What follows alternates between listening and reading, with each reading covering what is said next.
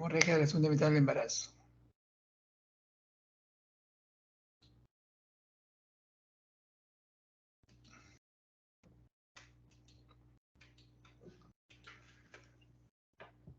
¿Se ve en pantalla?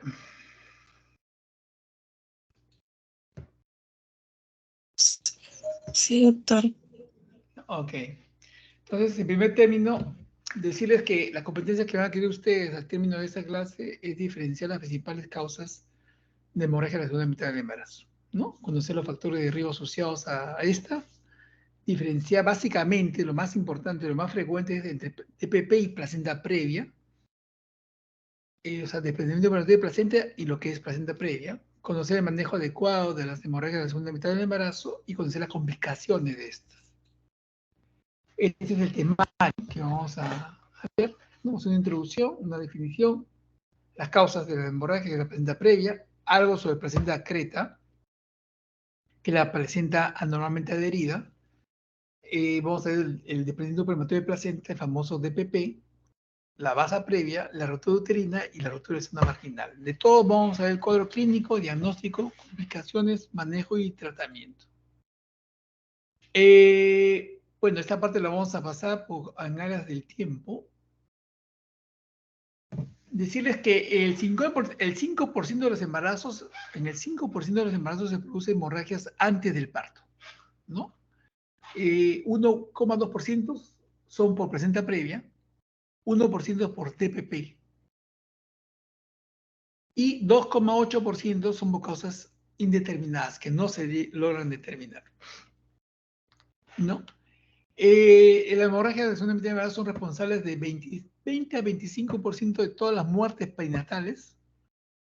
6% de todas las muertes maternas en el mundo son debidas a estas, al DPP, sobre todo al DPP. 6% de las muertes en el mundo son debidas al DPP. La placenta previa es la mayor causa de hemorragia de la segunda mitad del embarazo, la más frecuente. O sea, si algo tienen que saber de obstetricia ustedes es cómo diagnosticar o cómo sospechar de una placenta previa, ¿no? Y cómo diferenciarles de un DPP. Y la primera causa directa de muerte materna en el Perú, según el boletín epidemiológico de la semana 28 de 2019, es las hemorragias de la segunda mitad del embarazo. ¿Cómo se define la segunda mitad las hemorragias de la segunda mitad del embarazo? Son los sangrados que tienen lugar después de la semana 22 del embarazo. ¿Ya? Las causas más frecuentes, ya hemos dicho, placenta previa en primer término y DPP en segundo. Ya, mucho menos frecuente es la ruptura uterina o la basa previa, menos, o sea, la ruptura del seno marginal. Hay causas de sangrado que no son de origen obstétrico, ¿no? Que son de origen ginecológico y siempre tener en cuenta estas, ¿no? Por ejemplo, un proceso infeccioso cérvico-vaginal, una cervicitis, ¿no? Puede sangrar. Durante el embarazo el cuello se carga de sangre, puede sangrar fácilmente, igual que la vagina. Puede haber tumores como pólipos que protruyan durante el embarazo, ¿no? O miomas, o sea, los pólipos y miomas que se abortan durante el embarazo y provocan sangrado, o incluso puede haber neoplasias cervicales que provocan sangrado. También puede haber traumatismos genitales, ¿no? Lo más frecuente son los desgarros postcoitales, ¿no? En una vagina que es mucho más delicada, un cuello que es mucho más delicado. Y también un problema, en muchas mujeres se puede presentar así como se presentan las varices en miembros inferiores, son más frecuentes durante el embarazo, las varices vulvovaginales también lo son. Otras causas menos frecuentes que son obstétricas, pero menos frecuentes que hay que tener en cuenta, y a veces se dice como hemorragias de causa menor, ¿no?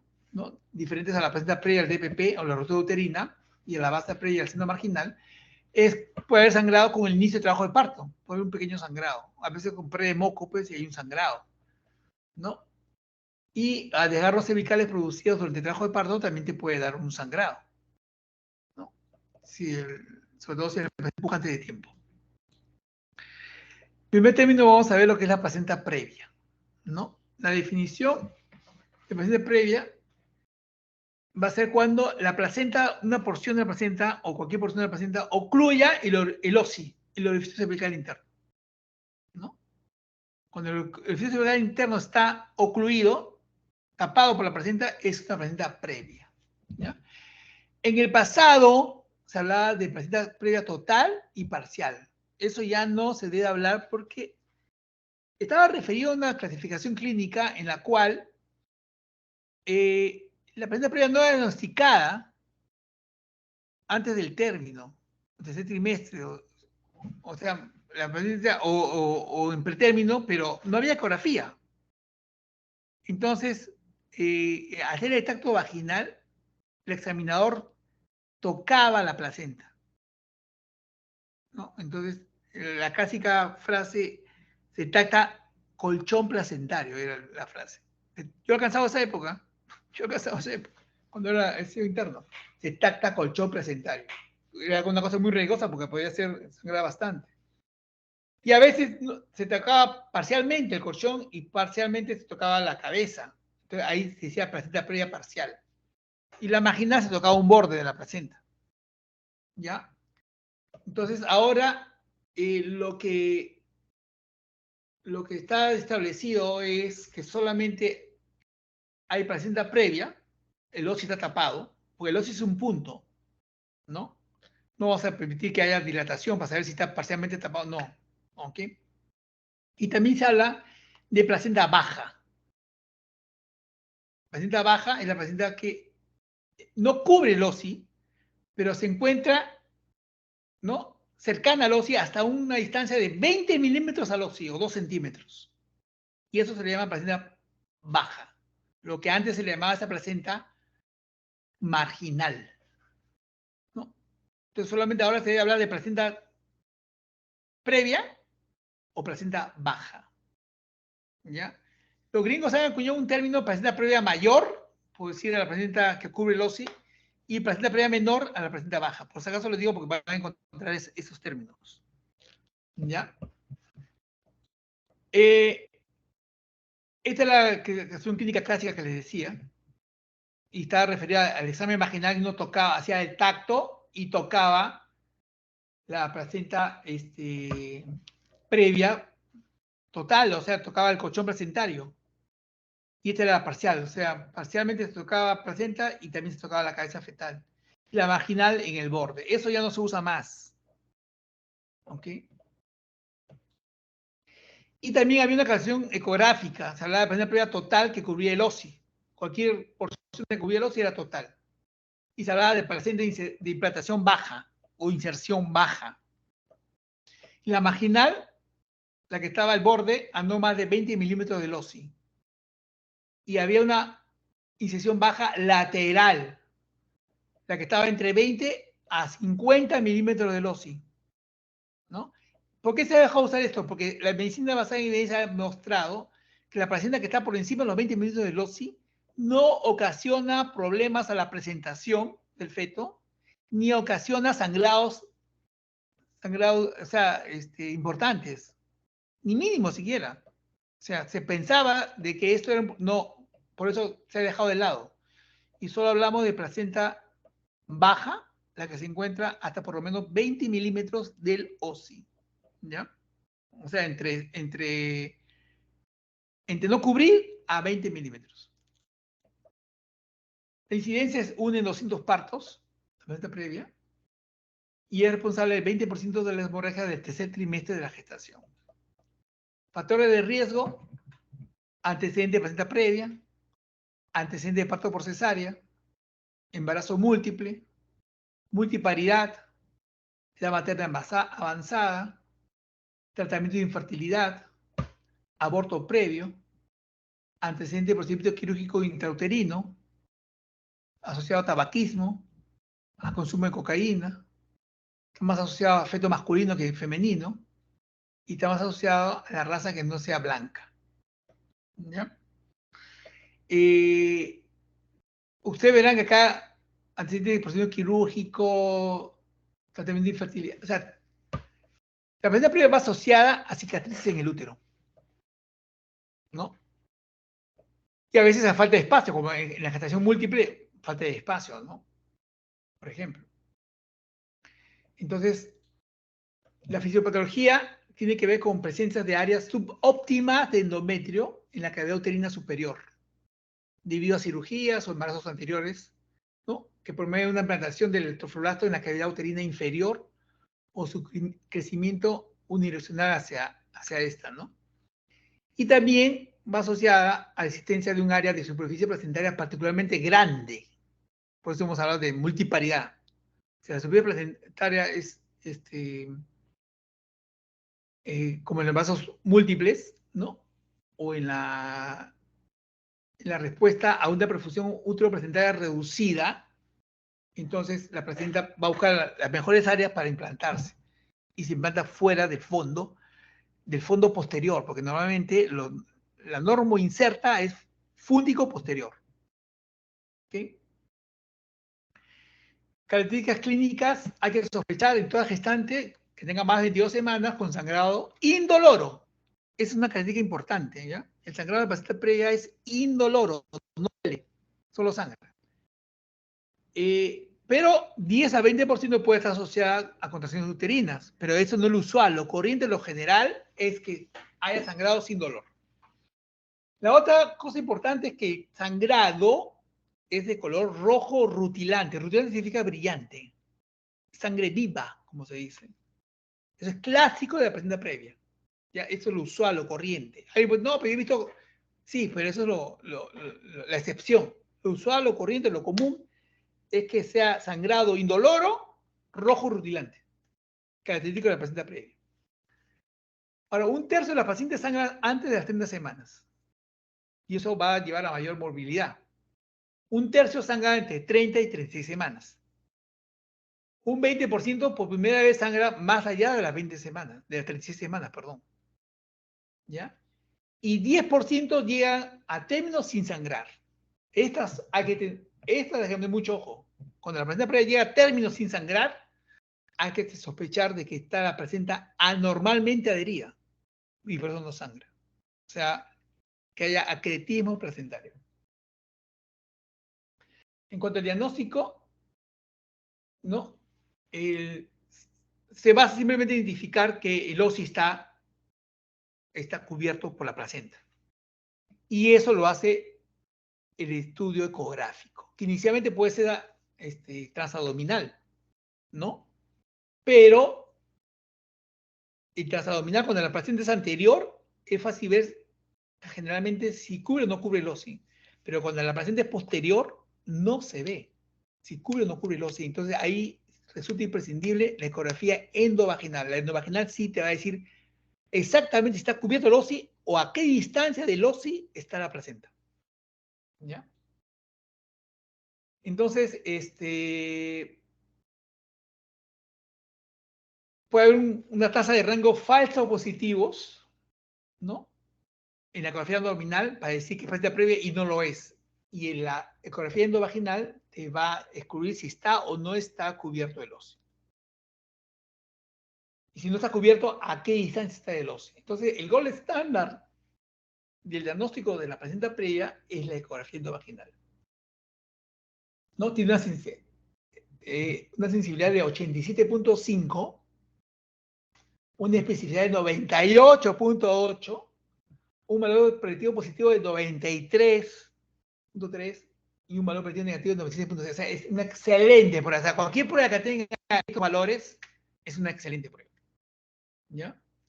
Es segura en presencia de placenta previa, ¿no? Incluso habiendo sangrado, ¿es seguro? ¿Hacerle la ecografía va a ocasionar mayor daño? No, es totalmente seguro.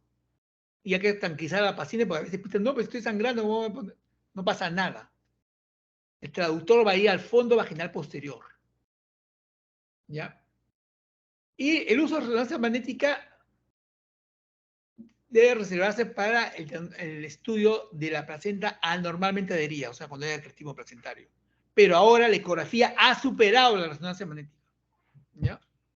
Antes prescindíamos mucho de la resonancia para diagnosticar la placenta anormalmente adherida. Ahora ya no. La ecografía supera la resonancia. todas las mujeres requieren seguimiento si la paciente cubre o se superpone al OSI. Hay que seguirlas y ver qué pasa, porque la placenta previa a las 22 semanas uno puede encontrar la que ocluye el OSI. Pero uno debe hablar de placenta previa como tal. El consenso dice a partir de las 30 semanas. ¿Por qué? Porque uno puede encontrar placenta que tapa el OSI, cubre el OSI a las 23 semanas, 24 semanas, 25 semanas. Pero avanza el embarazo, el útero crece y, entre comillas, como que jala la placenta. O sea, como que la placenta migra, mejor dicho, entre comillas. Y se aleja del OSI. ¿Ya? Pero es porque el útero crece. ¿Ya? Pero si a las 30 semanas la placenta cubre el OSI, ya no hay posibilidad de que se aleje el OSI. Eso está probado. Y por eso se ha establecido que si a las 30 semanas la placenta cubre el OSI, se debe hablar ya de placenta previa. Y el consejo es que antes de las 30 semanas hablemos de placenta oclusiva. O sea, la 22, 23, 24, 25, 26, 27, 28, 29. Pero si la placenta ya está cubriendo el OSI, digamos, ya esta es placenta previa y va a terminar en cesárea. ¿Ok? En mujeres que tengan más de una cesárea, hay que sospechar, o una o más cesáreas, en el riesgo, en la posibilidad de placenta acreta, ¿no? De placenta normalmente adherida.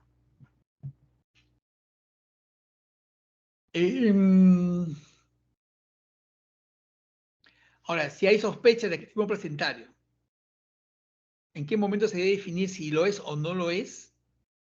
Si hay una sospecha porque la paciente tiene cesárea anterior 2 veces, 3 veces, ¿no? El mejor momento es entre las 28 y 32 semanas. ¿Ok? Hacer la ecografía. Porque la ecografía ya no sé, hay parámetros que claramente te dice si la adherencia es lo que ahora se dice PAS1, una placenta normalmente adherida 1 es lo que es la placenta creta, o sea, la placenta llega hasta el miometrio. Pero si la placenta penetra el miometrio, ya es una placenta increta, ingresa al miometrio. Y eso es lo que se conoce en ecografía como PAS2. Y si la placenta perfora todo el miometrio, perdón, y llega hasta la serosa, ya es un PAS3, lo que antes se llamaba placenta percreta porque perforaba todo, ¿no? Y a veces compromete a órganos vecinos como la vejiga. La placenta previa ha ido subiendo en frecuencia, ¿no? En la década del 50 era 1 en 30.000 embarazos. En la década del 50, del siglo pasado. Mientras que en la década de los 80 y 90 ya era de 1 en 500 a 2000. ¿No? 1 en 500 a 2000. Mira cómo ha bajado de 1 en 30.000. Y en la primera década de este siglo y en la presente década, ya estábamos hablando de 2 en 1000 embarazos. ¿No? ¿Qué ha aumentado este riesgo?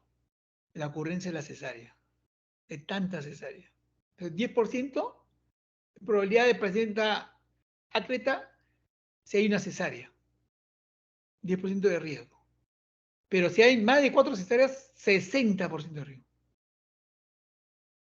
Con más de 4 cesáreas. ¿Ya? Ahora, si la placenta no es previa, ¿ya? Y ha tenido un parto por cesárea anterior, el riesgo de placenta previa es mínimo. Y en el extremo de 4 cesáreas anteriores, si la placenta no es previa, el riesgo de acretismo es menor al 1%. O sea, para que haya riesgo de acretismo placentario, la placenta tiene que ser previa. Si la placenta es fúndica y la mujer ha tenido 4 cesáreas previas, el riesgo es menor al 1% de que esa placenta fúndica tenga acretismo placentario. ¿Ok?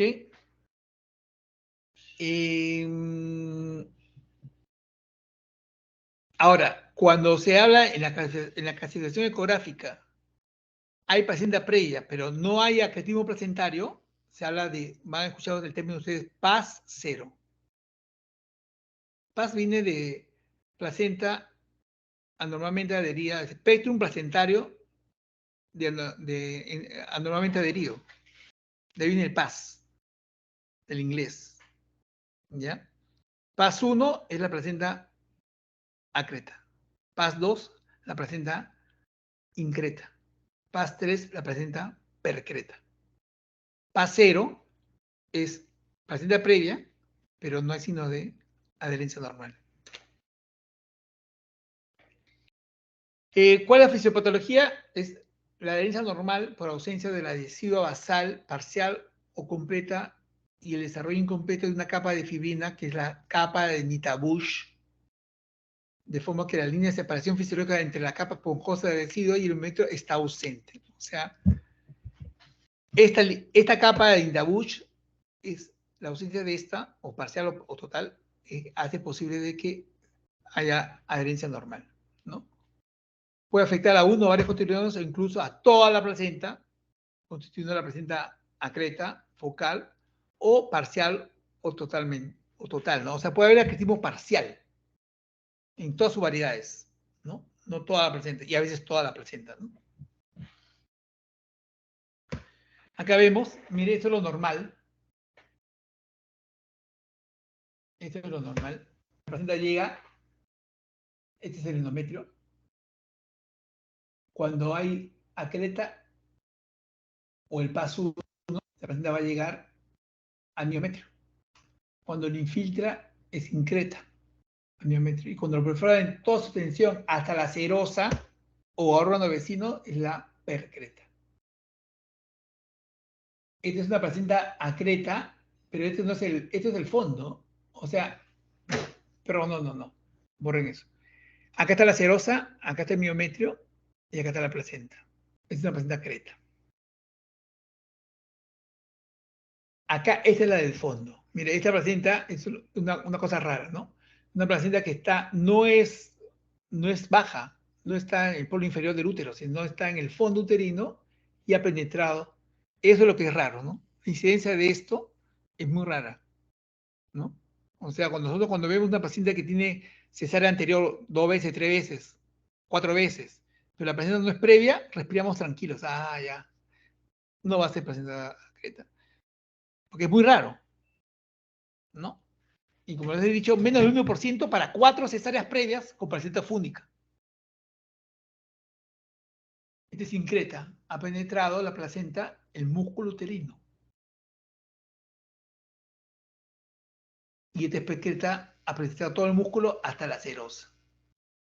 Uno cuando lo ve por afuera es una placenta, o sea, que ha penetrado todo hasta la serosa y hay el útero está llena de lo que se llama vascularización aberrante, ¿no?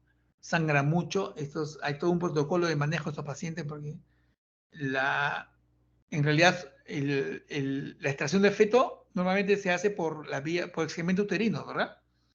En estos casos el feto se extrae por el fondo o por la parte alta de la cara anterior. Se hacen incisiones grandes, mediana, infraumbilical y supraumbilical para sacar el bebé por arriba, no tocar la placenta, cerrar el útero y hacer la cesárea histerectomía. En el hospital tenemos un protocolo que consiste primero como en las placentas percretas, ¿no? Que perforan todo el músculo uterino y hay muchos vasos aberrantes. Lo que se hace es pasar catéteres a los uréteres para que no haya riesgo de ligadura de uréter al momento de hacer la histerectomía, palpar el uréter. Es una cosa que se hace. Y la otra cosa que se hace es, se emboliza las arterias uterinas. Radiología intervencionista la emboliza para disminuir el sangrado, ¿no? Ese es el manejo. Este es lo que les hablaba de la placenta acreta, spectrum desórdenes de la placenta acreta. Esto es reciente, la FIGO lo ha establecido en 2019, famoso PAS, ¿no? 1, 2 y 3, lo que ya les he explicado. Espectro placentario acreta, de ahí viene el famoso PAS del inglés. Y los factores de riesgo asociados a el número de cesáreas, ¿no? Cuanto más cesárea, ¿no?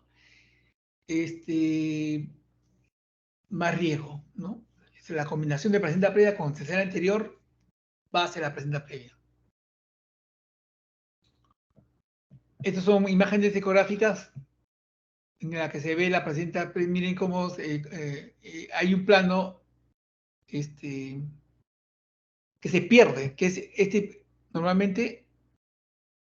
Esta es la vejiga, esta es la pared vesical, este es el líquido de la vejiga, ¿no? Se hace con vejiga llena, esta es la cabeza fetal, esta es la placenta. Y normalmente aquí debe haber una línea, un plano hipoecogénico. Miren cómo acá ha desaparecido. La placenta está pegada a la vejiga, ¿no? Acá está, al músculo, perdón. Acá está la vejiga, en vecina. Pero acá ha desaparecido este plano. Luego tenemos las famosas lagunas placentarias, que son clásicas en la placenta anormalmente adherida, ¿no? Lagunas placentarias. Miren.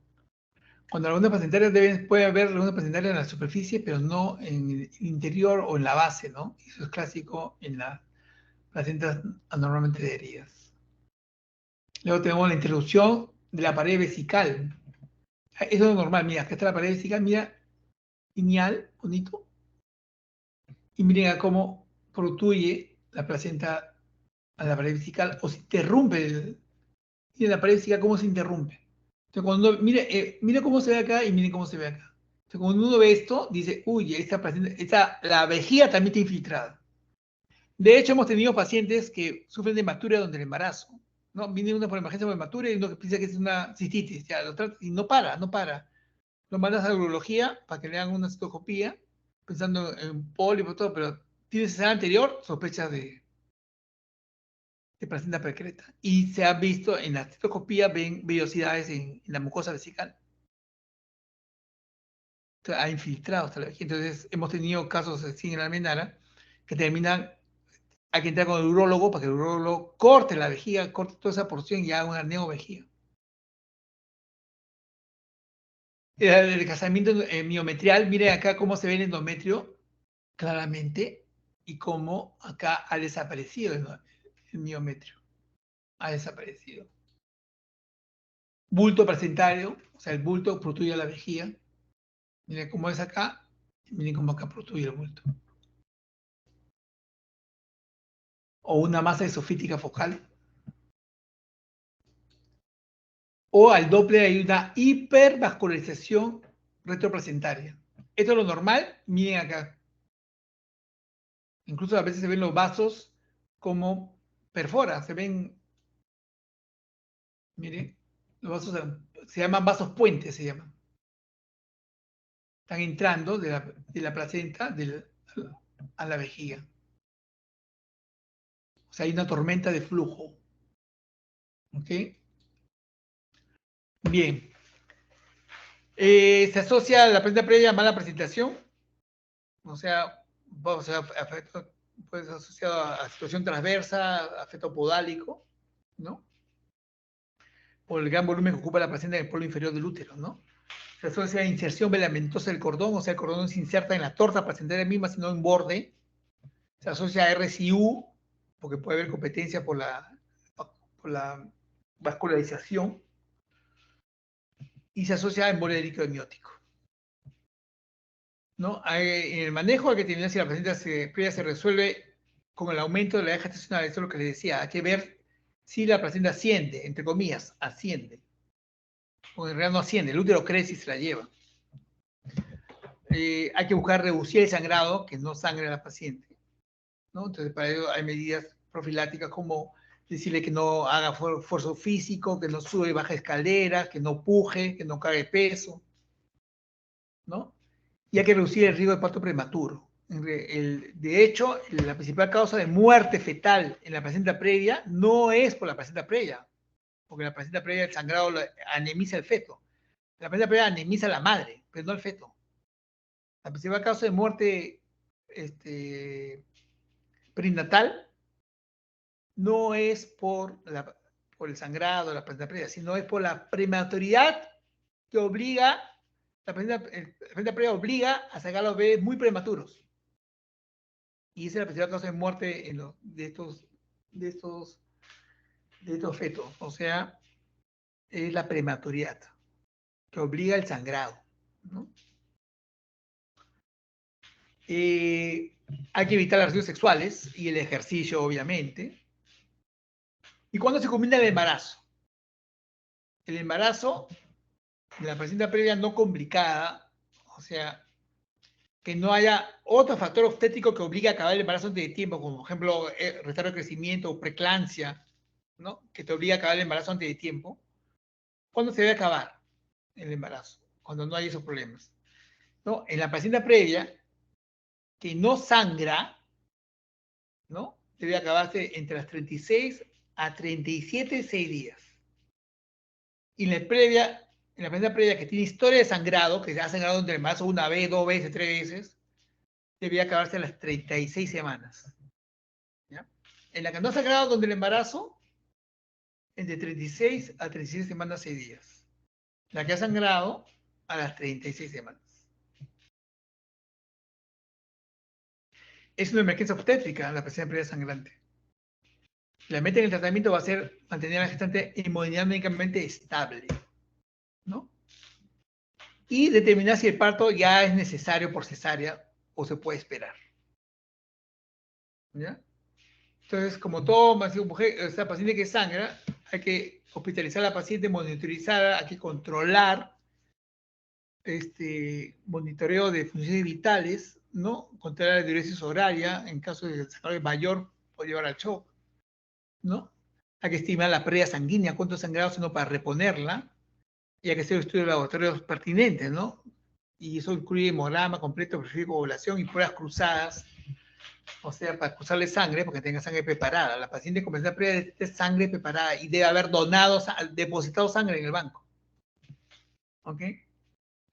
Hay que manejo materno en el momento de sangrado, dar cristaloides endovenosos. Ya los coloides han dejado a segundo plano. Lo más importante es cristaloides, cloruro de sodio, 9 Y hay que hacer transfusión sanguínea que hay pacientes cuya presión baja y no mejora, ¿no? Luego de haber infundido cristaloides, ¿no? La paciente puede tener anemia, puede llegar una paciente a tener anemia con la placenta previa. Y hablo de nuestro medio, ¿no? Bajarme la Almenara. ¿Qué se hace? Bajó la hemoglobina 9. ¿La transfundimos a todos? No. Solo transfundimos cuando la hemoglobina está por debajo de 7 para abajo. Porque ahora hay maneras de aumentar la hemoglobina rápido, pues en 4 semanas, ¿no? Con el hierro parenteral. Y eso el seguro tiene, pues. El Ministerio de Salud no puede hacer eso, pero nosotros tenemos hierro parenteral y que los dan los hematólogos, los prescriben y dan eritropoyetina. Entonces, fácil, en 4 semanas, la hemoglobina que estaba en 8, se la llevan a 11, 12, ¿no? Entonces evitas la transfusión, ¿no? Pero eso no se puede en todos sitios, ¿no? Tocólisis se debe hacer tocólisis, pero no usando simpáticos miméticos. ¿Ya? Entonces, en este caso, ¿qué te puedo usar? Por ejemplo, fosfato de magnesio. Porque a veces puede haber, hemos dicho, a 20% de la gestante puede tener sangrado con contracciones. Y hay que aguantar el sangrado, ¿no?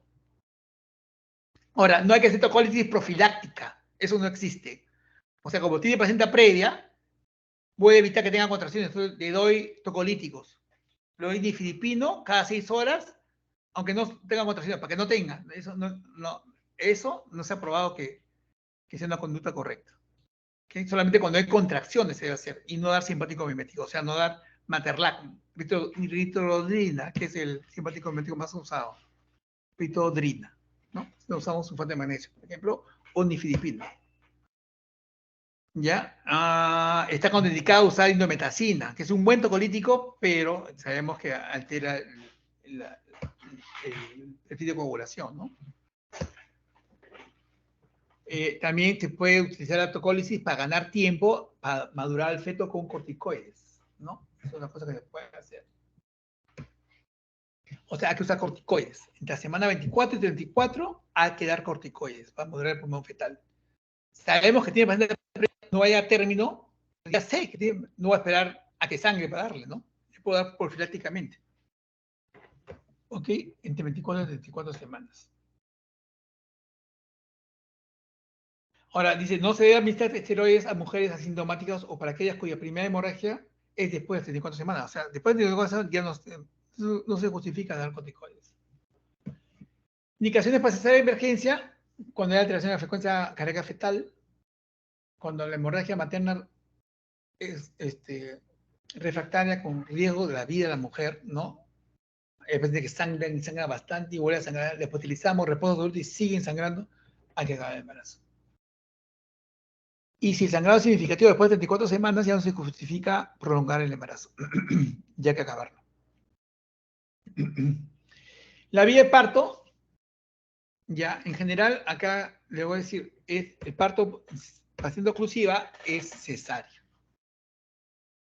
Si la paciente es baja, ¿puede ser parto vaginal? Sí, puede ser parto vaginal.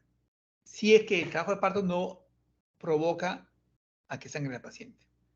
Pero si la paciente no es baja, arranca el trabajo de parto, no hay sangrado, va hasta el final. Pero si se produce sangrado, ¿no? Entonces debería cesárea. Listo, eso es en cuanto a la placenta previa. En cuanto al DPP, es el desprendimiento prematuro de la placenta, normo inserta. O sea, la placenta que se desprende es la normo inserta, la fúndico posterior. No se desprende la placenta previa. La causa de sangrado es por otra causa, no es por desprendimiento. O sea, el diagnóstico de placenta previa y DPP son excluyentes. ¿Ok?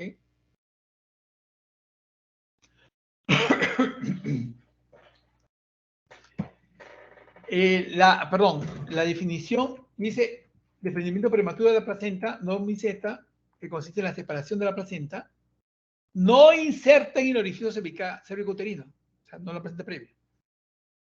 De su inserción decidual, la separación de su inserción decidual entre la semana 23 del embarazo y el periodo del alumbramiento.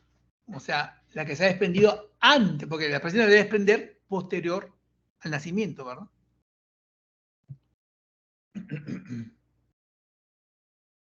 Incidencia 1 en 300 nacimientos, ¿no? En el Instituto Materno Perinatal se encontró una incidencia de 0,4 a 0,64 de total de partos ocurridos entre el año 2007 y 2008. La mortalidad materna menor al 1% y la mortalidad perinatal sí, esto sí mata a los bebés, ¿no? La placenta previa, el DPP, no como la placenta previa que no mata a los bebés, generalmente no los mata. Es muy frecuente. Nunca he visto que muera un bebé por placenta previa. Y la madre tampoco, sí se anemiza un montón. Pero en la menor no recuerdo una mujer que haya muerto por placenta previa, hemorragia por placenta previa. Pero el DPP sí mata. Sí mata al bebé, 20 a 35% de los bebés pueden morir por DPP. Y la madre, la mortalidad materna, 1%, sí, y sí he visto morir a madres por DPP. Esos son los factores de riesgo, un desprendimiento previo, un DPP previo, el mayor, mayor edad y paridad, la presencia de preeclampsia va asociada, o sea, la preeclampsia es un factor de riesgo para el DPP. ¿No? Mayor si es la eclampsia, ¿no? La presión crónica, la corononitis, la ruptura de membranas, la gestación multifetal, bajo peso al nacer, polidramios o hidramnios. Este polidramios está asociado a la ruptura de membranas, o sea, se rompe y hay mucho líquido. La descompresión brusca del útero, la descompresión brusca hace que la placenta se desprenda. Está asociada a tabaquismo, arteria umbilical única, a consumo de cocaína y a la presencia de miomas uterinos. Los miomas uterinos, para ser un factor de riesgo, deben estar adyacentes a la placenta. Si una mujer tiene un mioma que está por detrás de la placenta, adyacente, hay un riesgo de DPP. Si no lo está, no hay riesgo de DPP. ¿Bien? Ahora hay factores precipitantes como son los traumatismos. El traumatismo directo al abdomen, al útero, es una causa de DPP. Por eso cuando alguien venga a decirle, doctor, me he golpeado, me he caído y me he golpeado, ¿qué se golpeó? No, me caí sentada, me rompí la rodilla, no va a pasar nada. Pero si te dice, me caí y me golpeé el abdomen, esos traumatismos sí están asociados al DPP. ¿Ya? Y el otro factor precipitante es la disminución brusca de volumen uterino, o sea, cuando hay rotura de membranas, asociado por idiomas, por ejemplo, ¿no? Descompresión brusca y se desprende la placenta. Cuadro clínico, contrario a la placenta previa, el sangrado es oscuro, rojo vinoso, en el 80%. ¿Ya? Eso es lo usual, lo común, lo corriente. Y hay dolor uterino, contrario a la placenta previa. Hay un dolor primero y viene el sangrado después, ¿no? El dolor es en el fondo, el útero aumenta su tono, se produce una hipertonía. El 20% va asociada a ataques sistólicos, contracciones seguidas, más de 5 en 10 minutos. También puede haber no sangrado y hay una hemorragia oculta hacia adentro, ¿no? Eso se llama TPP oculto, ¿no? Y el 20% y forma lo que se llama un hematoma retroplacentario, ¿no? Que es peligroso porque consume factores de coagulación. Y esos son los que mayor riesgo tienen de ir a complicaciones como el CID, la coagulopatía de consumo, ¿no? Es una complicación grave, pero realmente es infrecuente, ¿no? Hay compromiso hemodinámico, puede haber sufrimiento fetal y puede haber muerte fetal. Es del DPP oculto, ¿no? O sea, forma un gran hematoma y no sangra para afuera. Aunque sí se ve el sangrado afuera, pero acá no sangra para afuera, ¿no? Entonces, este hematoma consume factores de coagulación pues, y establece el riesgo para la coagulopatía de consumo. El diagnóstico de la placenta del DPP es clínico. Lo usual o corriente es que sea clínico. No necesita ecografía para hacer diagnóstico de DPP. En inmensa mayoría de los casos, no necesita ecografía. Es clínico. Paciente que viene con dolor, hipertonía, sangrado. Clásico, DPP. Pero hay casos que sí necesitan ecografía porque son casos que se presentan de manera insidiosa. Y ahí sí, ¿no? Necesitas la ecografía, ¿no? El dolor no es leve, hay contracciones, a veces hay trastornos o sea, la madre te refiere que usted no se mueve, de pronto no se mueve adecuadamente, hay trastornos de latidos, y es PPP lo que hay en el fondo, ¿no? Porque muchas veces el primer signo de desprendimiento placentario es el compromiso fetal, ¿no? Hay un compromiso fetal como signo del DPP que va a haber. Esta es la clasificación del DPP 1, 2 y 3, grado 1, 2 y 3. 1, hemorragia escasa o ausente. Y la mortalidad perinatal no está aumentada, generalmente aquí no hay mortalidad perinatal. 2, cuando la metorragia anteparto, hay metorragia anteparto, evidente. Hay alteración de la cantidad de orina, o sea, hipertonía. El feto está vivo. Puede haber sufrimiento fetal, 90% de los casos. Y la mortalidad perinatal está aumentada. El grado 3 es el grado 2 más muerte fetal. Y ahora se divide con CID o sin CID, ¿no? Y los casos de muerte fetal, de muerte materna, están en este grado 3, ¿no? Sobre todo en las pacientes que hacen CID, ¿no? Ahí el caso que yo les he dicho que he visto en muerte ha sido con CID. ¿Ok? En cuanto a la muerte fetal, si la paciente se desprende más del 50%, muerte fetal. Si se desprende no más del 40%, el bebé nace normal. Si se desprende entre más de 40 pero menor de 50, el feto nace comprometido, pero no muere. Ya, entonces el manejo, si el feto está vivo y hay alta sospecha de sufrimiento fetal en gestación a término, se debe combinar el embarazo para llegar más rápido. Hay casos en que el DPP es insidioso, el DPP se fue un pequeño hematoma, no se expande, no hay mucho dolor, no hay hipertonía, pero tú ves ecográficamente el hematoma. Entonces puedes mantener un estudio expectante y puede darse que no se desprenda la placenta y sigue el embarazo. ¿Ya? Pero esos son los menos infrecuentes, ¿no? Ahora, puede haber casos en que el feto ya está muerto. DPP viene, ya hay muerte fetal, entonces el DPP fue superior al 50% por muerte al bebé y está asociado, o sea, a CID, por ejemplo, ¿no? Entonces, al que bebe tiene que nacer ya. O nace por parto vaginal o por cesárea. A veces solo se arranca el trabajo de parto. Ya el paciente llega dilatando, ¿no? Entonces, pero tiene que ser rápido. Porque si no, el CID va a traer problemas para el bebé. O el útero se va a infiltrar de sangre y ya no se va a contraer cuando nazca el bebé. ¿Ok? Entonces, la conducta que se debe hacer en esos casos, por ejemplo, es romper las membranas. A propósito, romperlas, para que el útero se contraiga y contener el sangrado y contener esa formación del hematoma. Ya, esto es teórico, porque yo le voy a decir que en Menaga, producción de PP con feto vivo o feto muerto, la tendencia es hacer la cesárea inmediato. Porque a veces tú esperas, no, sí, pero ya está con 4, hay que esperar, ¿no? Sí, pero después esperas, nace el bebé y viene la tonía uterina. Porque no se contrae por nada y al final tienes que entrar para solucionar el problema, o hacer histerectomía o corrugar el útero. Entonces la gente no quiere correr riesgo. Entonces honestamente, se produce el DPP, se diagnostica, feto vivo, feto muerto, sacar el embarazo inmediatamente. Pero la teoría dice esto. ¿Ya?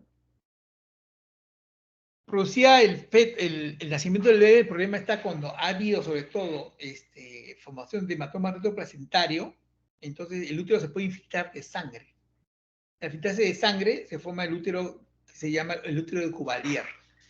Y ese útero infiltrado de sangre pierde capacidad contráctil, no se contrae, entonces viene la atonía uterina. Ese es un útero de Cuvalier, un útero atigrado, y este útero es una bolsa, no se contrae. Antiguamente, ¿qué se hacía? Histerectomía.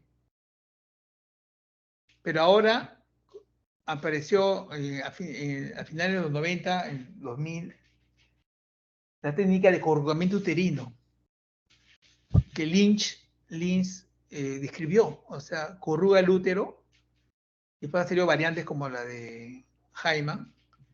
¿Y qué pasa? Este útero se corruga y se logra, o sea, como que el útero está contraído artificialmente, como un masaje permanente, ¿no? Con caldo crómico. Ya lo van a ver en la práctica, le van a mencionar alguna dinámica. Y se salva el útero, no se pierde, ¿no? El link no falla, en verdad, es bien efectivo, ¿no? Yo habré hecho desde que hago Lynch o Hyman desde el año 2002, será, para adelante. ¿Cuántos habré hecho? Pues, sin exagerar, pues, no sé, 300, no sé. Una vez me ha fallado, una vez. Bien, eso fue DPP. Ahora vamos a ver placenta, basa previa. La basa previa puede haber dos tipos, 1 y 2. El 1 está asociado a inserción medicamentosa de cordón. O sea, el cordón se inserta por un borde de la placenta, no en la torta. Entonces, al producirse esta inserción, lo hace, pero los vasos que se insertan están desprovistos de gelatina de Wharton. La gelatina de Wharton no está ausente. Y justo estos vasos coinciden con la salida del útero. Entonces, cuando eso pasa, ¿qué puede suceder? Estos vasos se pueden romper y sangrar. La basa previa sí es una emergencia. Si sangra y es por basa previa, el riesgo de muerte fetal es altísimo. Entonces debe culminarse el embarazo. O sea, lo ideal acá es diagnosticar eso tempranamente, a las 22 semanas, que hay una basa previa, para acabar el embarazo prematuramente. ¿Ya? Esa es la basa previa tipo 1. La tipo 2 es porque no hay iniciación medicamentosa de cordón, sino hay un cotiledón aberrante. Un cotiledón que está separado de la placenta y está unido por vasos. Y los vasos pasan por el polo inferior del útero, por el OSI. Entonces, esa es la basa previa tipo 2. ¿Ya? Cuando la basa previa, o sea, esta cotiledón aberrante puede estar en otra parte del útero, ¿no? No acá. Pero la emergencia se presenta por esto. ¿Ya? O sea, puede haber una rotura. Ahora, si tuviese el cotiledón por acá en el fondo y aberrante, también, sí, también porque si se produce trabajo de parto, todo eso podría sangrar. Generalmente se prefiere terminar el embarazo por cesárea. igual es para la basa previa. Pero en este caso es basa previa porque los vasos están por delante de la presentación, entre el segmento, entre el OSI y la presentación, ¿no? Es una cuestión de alto riesgo obstétrico, ¿no? Y ya hemos dicho esto de la genética guarda que está ausente, y también que no solamente puede haber rotura de los vasos, sino compresión de los vasos por la misma presentación del feto, o sea, por la cabeza fetal puede comprimir sus propios vasos. ¿Ya? Es 1.5 en 10.000 nacidos vivos, o sea, es bien infrecuente. ¿Ok? Y la mayor frecuencia es en los vasos múltiples, 10% de los vasos múltiples. ¿No? También hay incidencia en embarazos con técnica de reproducción asistida, presión in vitro, porque ahí también vasos múltiples. El diagnóstico debe hacerse en el examen de rutina del segundo trimestre, en la ecografía morfológica. Ahí se debe hacer el diagnóstico. ¿Ok? Y en los casos que se sospecha, hay que hacer Doppler. Y el Doppler va a identificar bien claramente si los vasos están pasando por entre la presentación y el óseo. Entonces, la ultrasonografía debe hacerse en la ecografía morfológica. Factores de riesgo está asociada a placenta multilobulada, iniciación medicamentosa de cordón, embarazo múltiple, placenta baja y presión in vitro.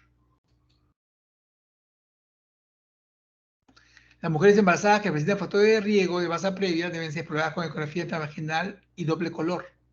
Miren acá está el cuello, ahí está la cabeza fetal, y miren cómo pasan los vasos por delante de la cabeza, entre el cuello y, o sea, aquí el segmento está formado, por acá está el óseo, esa es la base previa. Acá hay otro caso, cuello, vasos. El resultado perinatal es bueno si se diagnostica a tiempo, porque si se diagnostica cuando se rompen los vasos, obviamente va a ser malo. El 97 a 47% de los 97 a 44% consecuente con el diagnóstico prenatal. Y se realiza una cesárea electiva alrededor de las 35 semanas. Se debe hospitalizar entre 30 y 32, hacer la vigilancia, ¿no? Hacer la inducción de madurez pulmonar con corticoides. La complicación principal es la ruptura de los vasos fetales. Puede haber hemorragia masiva, choque hipoglucémico, asfixia y muerte perinatal. La mortalidad media, ¿cómo varía? Varía entre de 3 a 60%. Y eso va a depender del diagnóstico de cuándo se diagnosticó. ¿Ya? Pero complicaciones del periodo postnatal, pneumonia extrema, displasia broncopulmonar, taquimia transitoria, síndrome de estrés respiratorio neonatal. Diagnóstico diferencial siempre hacer diagnóstico diferencial con placenta previa, ¿no?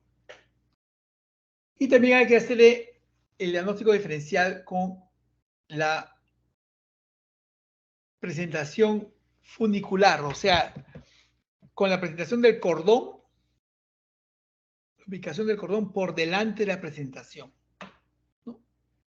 Y a eso se le llama, perdón, el procúbito de cordón.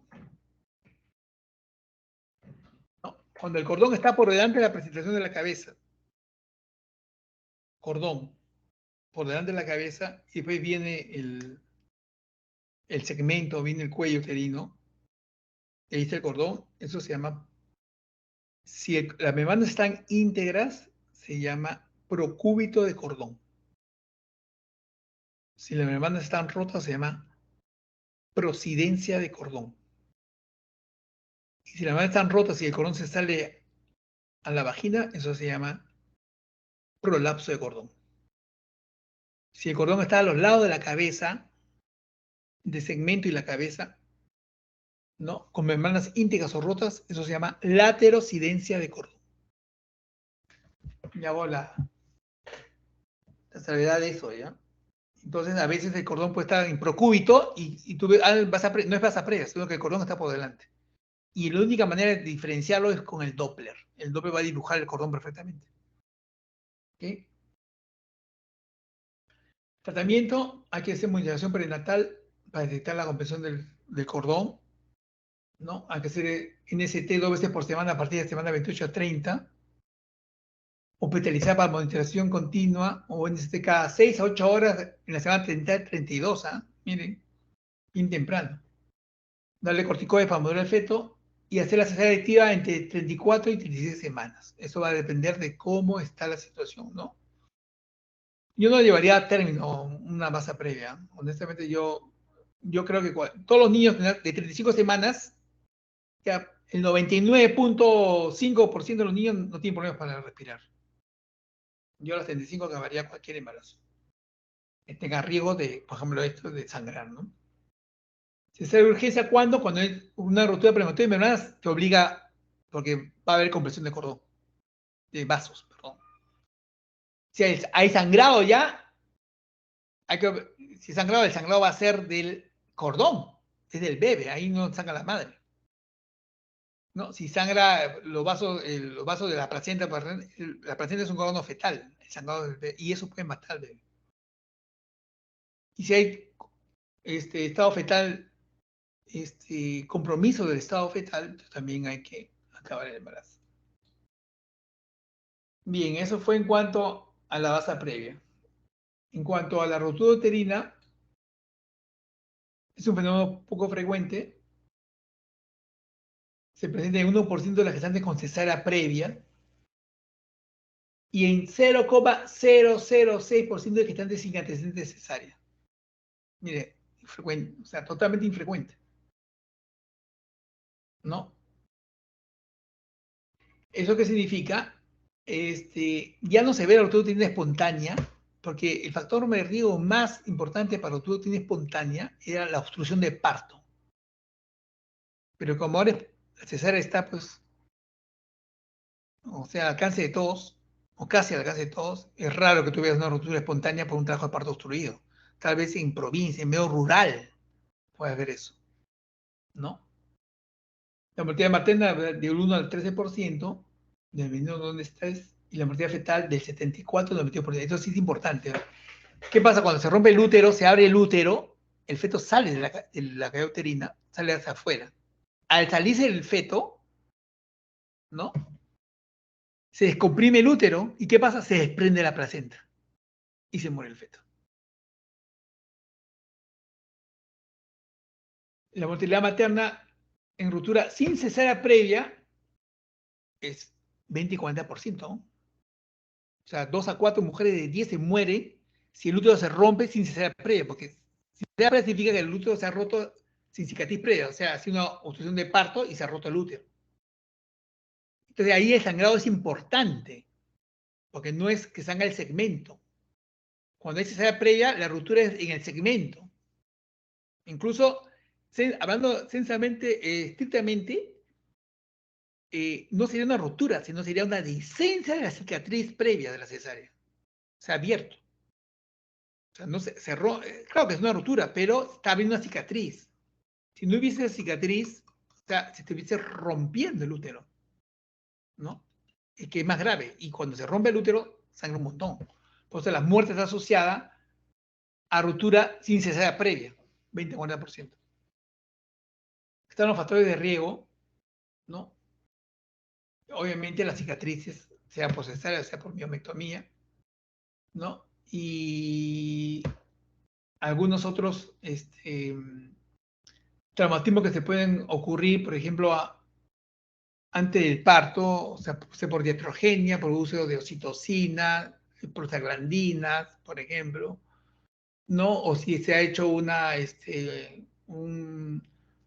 ya no se hace pues, versión externa, ya no se voltea al B, o sea, la versión externa sí se hace, versión externa, versión interna ya no se hace, ¿no? Una subdistensión uterina por un polidramio, un embarazo múltiple, por ejemplo, ¿no? Pero siempre asociada a una cicatriz previa, ¿no? Una miomectomía, algo, ¿no? Durante el parto, pues por la versión interna, pues la versión interna ya no se hace tampoco, ¿no? Un parto difícil, instrumentado, con forceps, ¿no? O el trabajo de parto precipitado, ese que dura 2 horas, también se puede romper el útero, ¿no? Y un parto de nalgas, que también ya casi no se ve. Puede haber una anomalía fetal. Generalmente, por ejemplo, un factor de riesgo para rotura uterina es el anencefálico, ¿no? El anencefálico. El anencefálico, porque hace que el parto sea prolongado. o como no hay factor mecánico de la cabeza, el útero se contrae y ahí puede romper. De hecho, he visto un encefálico, una rotura uterina en el hospital hace como 10 años, 11 años, ¿no? Lo estuvieron induciendo al encefálico, finalmente dilató, completó todo y el expulsivo se rompió el útero. Y puede haber unas lesiones, o sea, adquiridas, ¿no? O sea, problemas adquiridos, por ejemplo, el síndrome de placenta creta se mete y te puede ayudar al momento de sacar la placenta. Si tú fuerzas la extracción de la placenta que está metida en el músculo uterino, se sale con músculo y todo. Tú jalas y se sale con músculo y todo. ¿Ya? O puede haber una neoplasia atroflática gestacional, por ejemplo, que lo hace el útero muy delgado y a lo cual se puede romper el útero. ¿No? Una adenomiosis, que es una endometriosis interna del músculo uterino.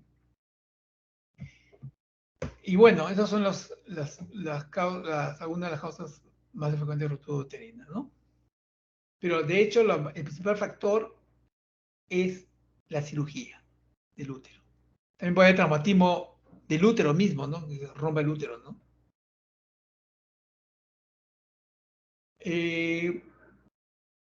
Lo más importante, como hemos dicho, la cirugía uterina previa, cesárea previa o miomectomía, y después el parto traumático, instrumentado, la gran versión de extracción de la maniobra de Cristelle, por ejemplo, es empujar el fondo uterino cuando ya el bebé no sale y comienzan a empujar el fondo uterino.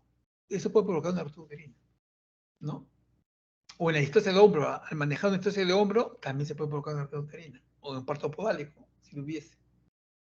La hiperdinamia por obstrucción de parto lleva, de hecho, es un factor de riesgo a ruptura uterina, ¿no? Y la hiperestimulación es una iatrogenia, o sea, cuando se usa mucha oxitocina o mucho misoprostol, puede romper el útero. Hemos dicho, versión cefálica externa, multiparidad, hipoplasia, hemorragia del útero, antecedente de la uterina, repetición, cicatrices, adquisivo placentario, traumatismos externos. La rotura puede ser completa o puede ser incompleta o disencia, ¿no? Completa es que se rompió, se abrió todo, se sale el bebé y se muere. Lo que más frecuente ocurre es que haya una disencia, una rotura incompleta, y eso se ve incluso, o sea, nunca se diagnostica, y a veces se diagnostica, vamos a operar una cesárea, una paciente con cesárea anterior una vez, abrimos y cuando llegamos al útero, vemos que lo único que queda es la serosa del útero y vemos a través de esta la cabeza del bebé, el pelo. Esa es una licencia parcial. No llegó a romperse, ¿no? O sea, es difícil que se rompa, ¿no? Tendría que haber trabajo de parto. Entonces, aguanta el peritoneo visceral, aguanta y no se rompe. Pero el trabajo de parto sí puede hacerlo romper. Esa es la ruptura incompleta o disencia parcial. La ruptura completa o disencia total es cuando se rompe todo. Los tres planos, el bebé se sale, se desprende la placenta porque se comprime el útero y se muere. ¿Ya? Entonces, hay compromiso de vitalidad fetal. Evidentemente, a veces la alteración de la frecuencia cardíaca fetal es el signo precoz, ¿no? Más precoz, más frecuente que se presenta cuando se quiere romper el útero. Entonces, si usted tiene una cesárea anterior que está en trabajo de parto o cesárea anterior y comienza a presentar trastorno de frecuencia cardíaca fetal, hay que sospechar, o sea, se quiere romper el útero. Porque es el signo más precoz de la ruptura uterina.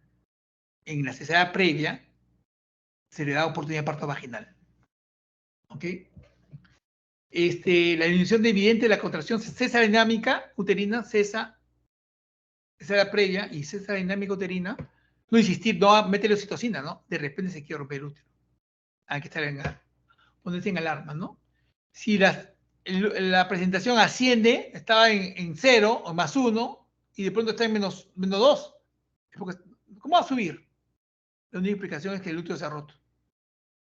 La cuestión es que no se sale, porque se puede romper parcialmente, salir parte del bebé, sale un brazo, algo, y hay que en ese momento interrumpir el brazo. Yo he visto hacer una cesárea, hemos entrado y el brazo totalmente afuera, desde la axila, sí, totalmente fuera, el útero.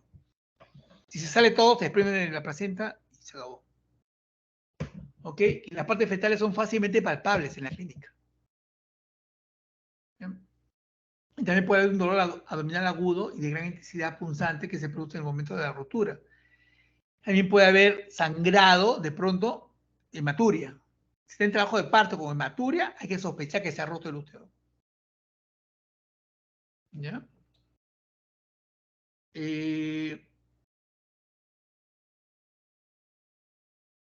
Cuando la rotura es completa, puede haber hemorragia vaginal, ¿no?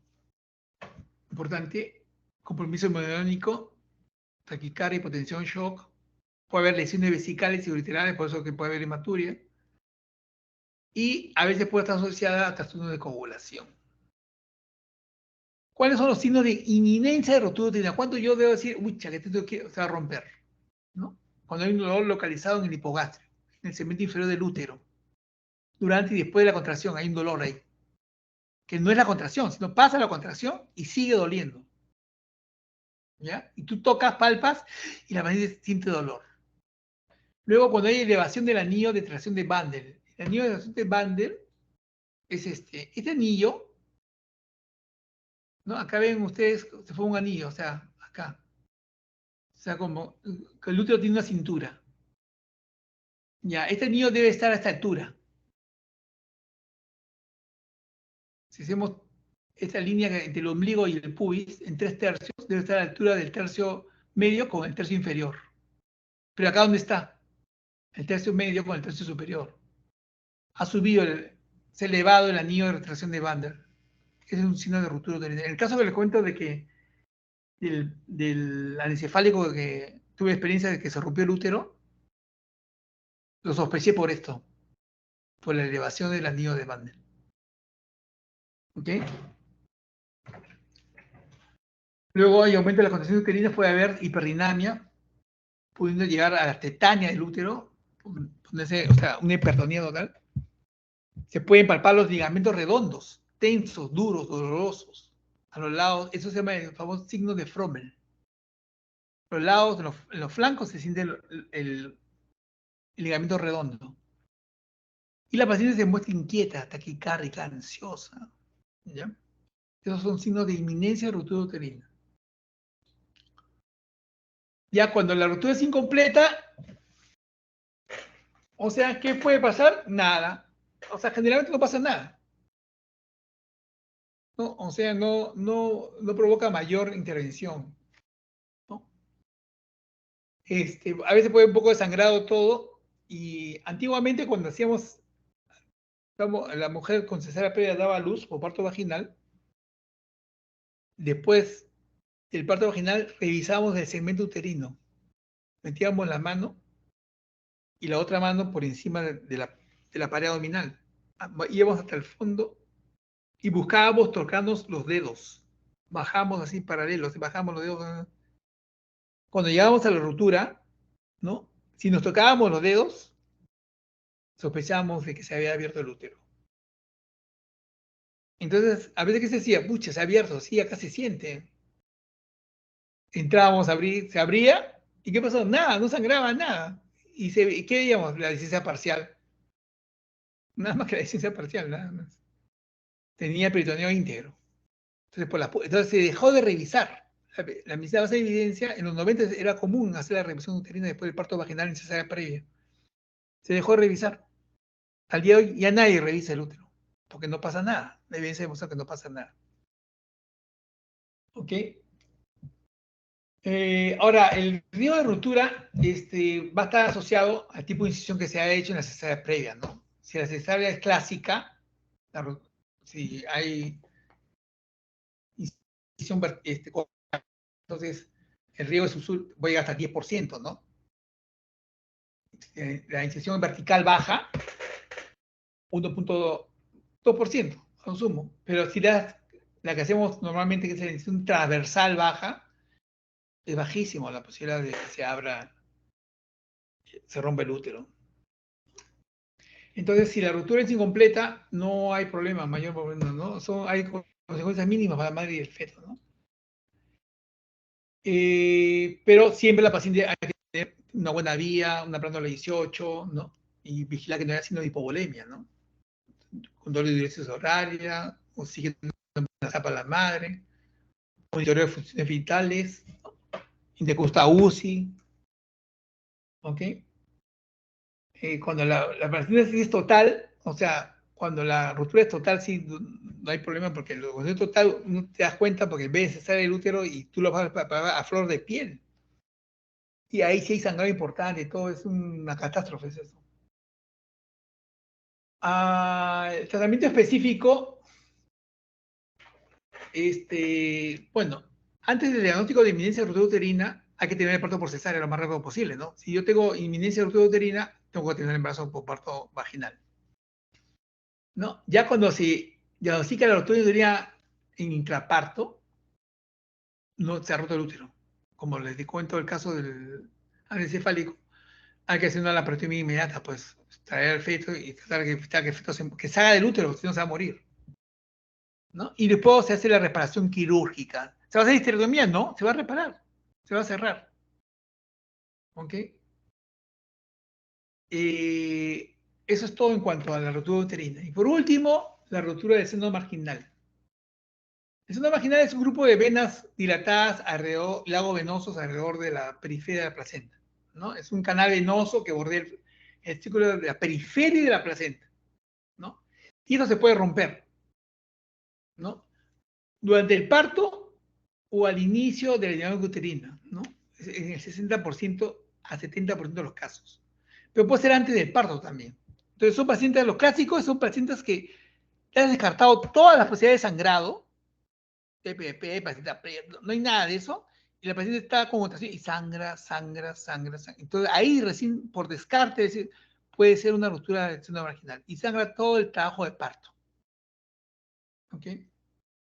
Generalmente no pasa nada, ¿no? Entonces puede ser durante el parto o al inicio del diámetro uterino, ¿no? Se pierden, ¿cuánto más o menos se calcula que se pierden 100 a 200 centímetros de sangre roja? Acá es roja también, ¿eh?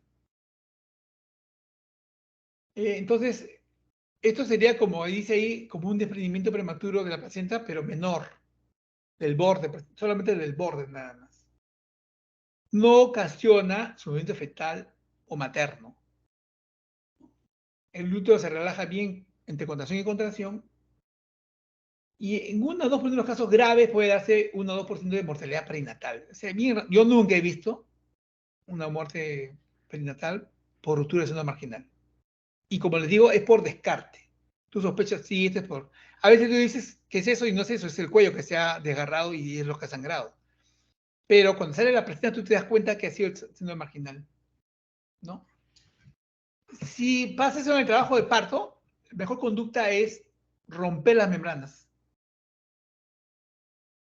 Aunque esté con 5 o 6, hay que romper las membranas. Va a apurar el parto y va a controlar el sangrado. O va a tal vez controlar el sangrado, mejor dicho. Antes del parto, la hemorragia es indolora, la hemorragia es repetitiva, sangra, sangra, no encuentras ni una causa de sangre, le has descartado todo. Y pues sangra y vuelve a reposo y pues, está en ese plan y hay de sospechar que es el seno marginal que está sangrando. Hay que descartar que es variante previa, obviamente, ¿no? El diagnóstico definitivo lo dará la presencia de un coágulo adherente a nivel del seno roto. Eso se ve cuando sale de la placenta. ¿Ya? Tratamiento de reposo y la conducta expectante. Acá les dejo un cuadro en un diagnóstico diferencial de la segunda mitad del embarazo en relación al DPP, lo más frecuente, DPP, paciente previa ruptura uterina. Este cuadro así, aprendan sobre memoria. Este es el resumen de la clase. ¿Ya? Por algo se los digo. Bueno, conclusiones. La hemorragia es una de las causas más frecuentes y potencialmente más graves en la consulta de urgencias durante la gestación. Es primera causa directa de muerte materna en el Perú. En la segunda mitad del embarazo, las tendencias que abarcan el mayor porcentaje de hemorragia son la placenta previa, el TPP y la ruptura uterina en ese orden de frecuencia. Los diagnósticos de placenta previa y DPP son clínicamente excluyentes.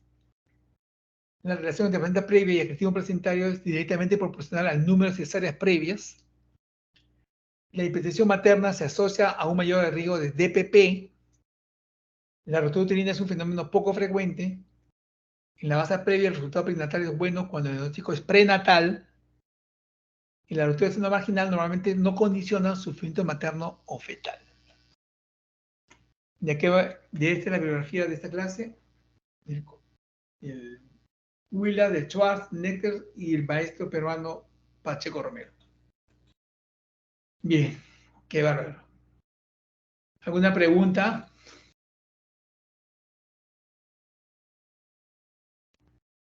¿Y están ahí o están dormidos? Doctor, ¿O se han ido a almorzar?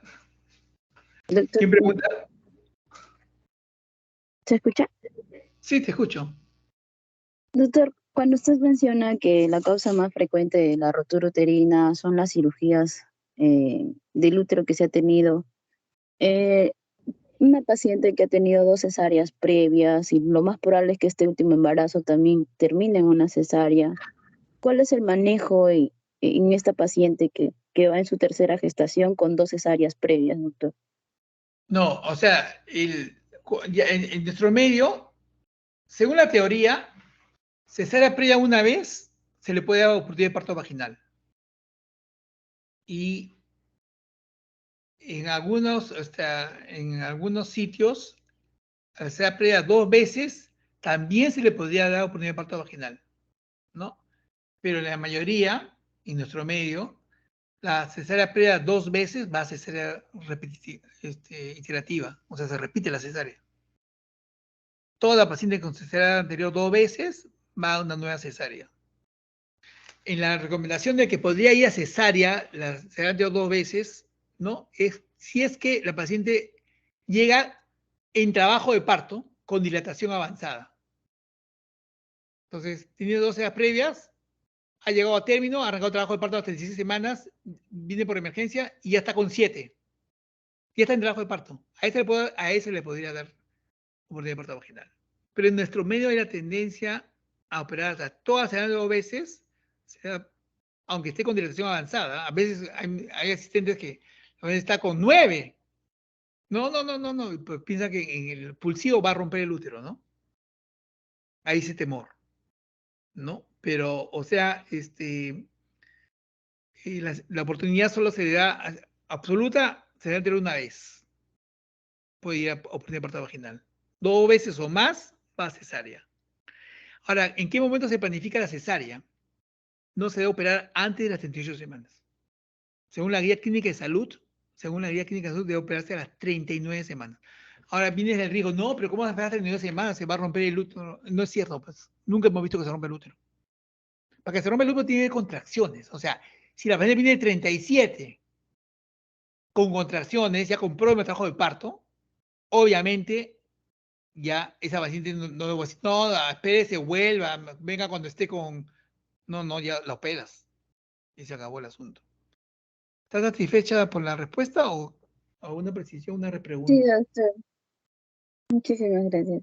¿De qué? ¿Alguna otra pregunta? ¿No hay más preguntas? Bien, muchachos. Les agradezco la paciencia porque realmente ha sido una maratón.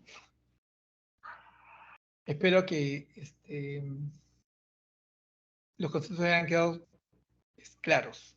¿Ya? Les agradezco la paciencia, la atención y será hasta la próxima. Buenas tardes y Muchas gracias. provecho.